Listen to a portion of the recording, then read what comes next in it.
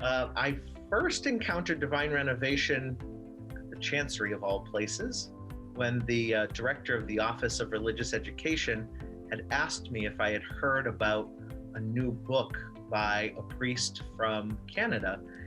And she flipped me a copy of Divine Renovation, and that's when I first began reading about it. Yeah, I first heard about Divine Renovation in the seminaries. I was ordained in 2016, and so before that, the Divine Renovation book came out, and before that, Rebuilt. And so when I was in theology, we were talking quite seriously in our pastoral theology class about parish renewal, the need of it. I was inspired by Father James when he came here 2018 and gave a talk to the priests of New Zealand and bishops as well in Christchurch.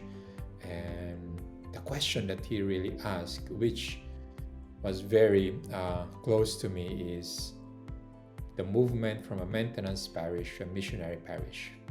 It was my leadership team that first suggested that I participate in a Kickstart group. It was in the midst of the pandemic. We were all shut down. We were all working from home, and they thought it would be a really great opportunity for me to meet with other pastors. Seeing Kickstart just blends so well what we're already trying to do. And so we had these short-term goals that we could really bring in my dialogue with the other priests through Kickstart, and talking through just the great content offered by the many speakers there.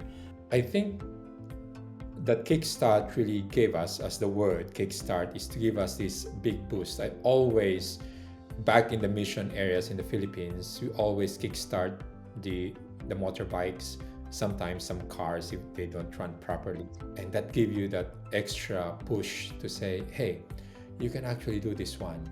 You know, I really reached out to Matt, and Matt has been a lifesaver for me because of the difficult task of leading a process of parish renewal for 5 parishes, just in helping me to think through and to help me continue to cast vision.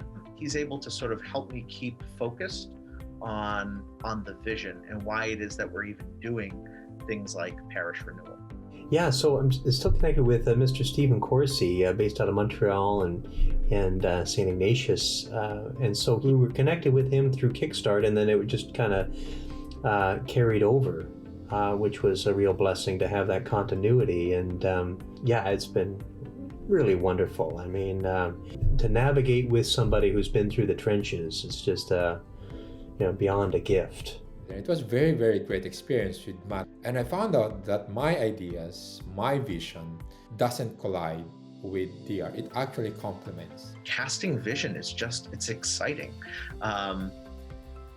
It's exciting to think about the possibilities of what can be within a parish, giving people permission to dream of what life could be like in this parish as more and more people become disciples of Jesus Christ. It's a great parish that I inherited.